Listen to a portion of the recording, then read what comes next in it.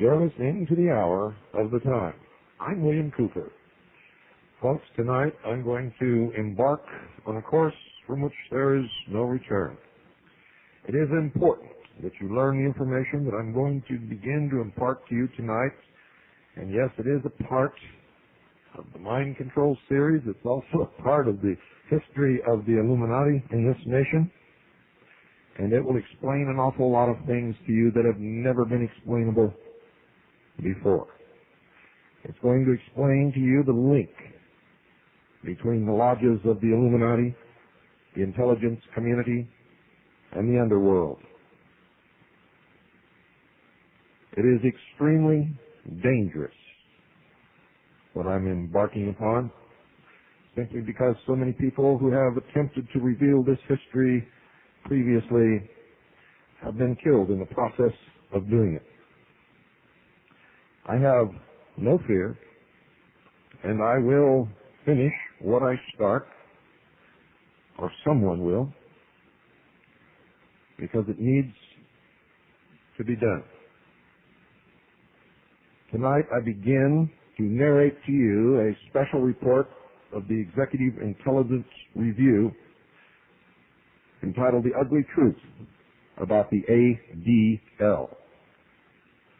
Now I want you to understand something. I'm not talking about Jews. I am talking about a branch of the Illuminati, the control structure that is bringing one world government into fruition, destroying the sovereignty of nations, and many, many other things. As you will see, ladies and gentlemen, the ADL does not represent the Jewish people, but instead is using them and is manipulating them so that they innocently, as many of you have done throughout your life innocently, are helping to bring about the destruction of the sovereignty of individual nations, the destruction of individual creator-endowed, constitutionally guaranteed rights, and the formation of a one-world, totalitarian, socialist government. I want it clearly understood that the Hour of the Time has stated on many, many occasions that we oppose racism of any kind, in any form, by anyone. What you're going to discover is that the ADL, while calling many, many people anti-Semitic, are themselves one of the greatest racist groups that has ever existed upon the face of this earth.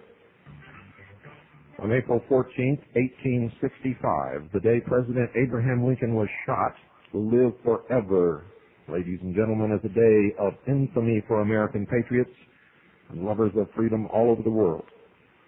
But for the leadership of the Scottish Rite of Freemasonry and the Order of B'nai B'rith and its 20th century secret police arm, the Anti-Defamation League, April 14th, 1865, is a day that will be long remembered for a very different reason. The B'nai B'rith, a pivotal player in the British Freemasonic plot to destroy the Union, was implicated in Lincoln's assassination, something that you've never been taught. That fact does not square very well with its long cultivated but totally unwarranted reputation as a Jewish social service organization and a champion of civil rights.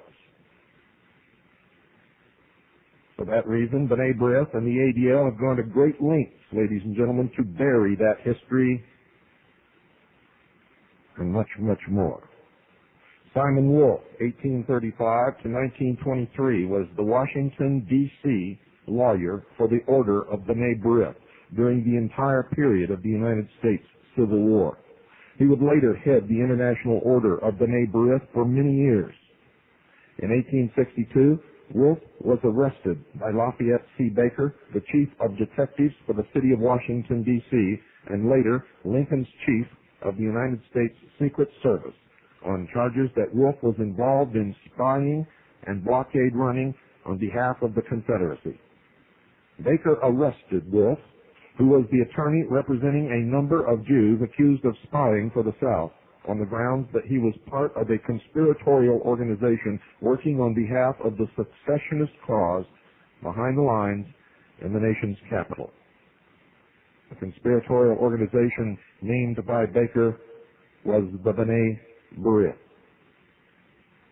Both Baker and United States General Ulysses S. Grant targeted the Order of B'nai B'rith as a Confederate spy agency.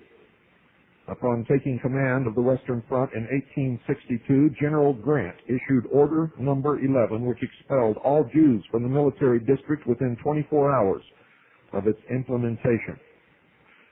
U.S. Grant was no anti-Semite, ladies and gentlemen. He was reacting to the activities of B'nai B'rith and leading Confederates like Judah P. Benjamin.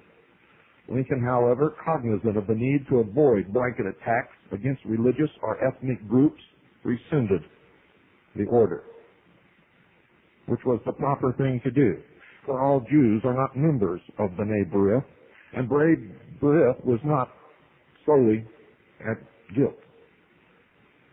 The Civil War was actually engineered and brought about by British intelligence through their arm of the Illuminati in the United States, headed by Albert Pike, the Scottish Rite of Freemasonry, whose headquarters at that time was in Charleston, South Carolina. In 1987, B'nai B'rith authorized biography of Simon Wolf by Esther L. Panitz offered the following highly suggestive, albeit incomplete, description of Wolf's personal relationship with President Lincoln's assassin, John Wilkes Booth. Bear in mind, folks, that this biography, written on the basis of B'nai B'rith's archives, written on the basis of B'nai B'rith's own archives, paints Wolf in the most favorable of lights. The mere fact that the author had to include Wolf's links to Booth and Wolf's earlier arrest as an alleged Confederate spy and blockade runner implies that the actual story is far uglier. I quote from the history of the B'nai B'rith. Wolf's concern for culture first expressed itself in the formation of a private club devoted to the arts and humanities and frequented by young men avid for learning. Were pride and ambitious his only motives in seeking the intellectual life? Clearly, Wolf hoped that if he and his friends would devote themselves to the pursuit of learning, they would deflect the prejudicial statements of their Christian neighbors.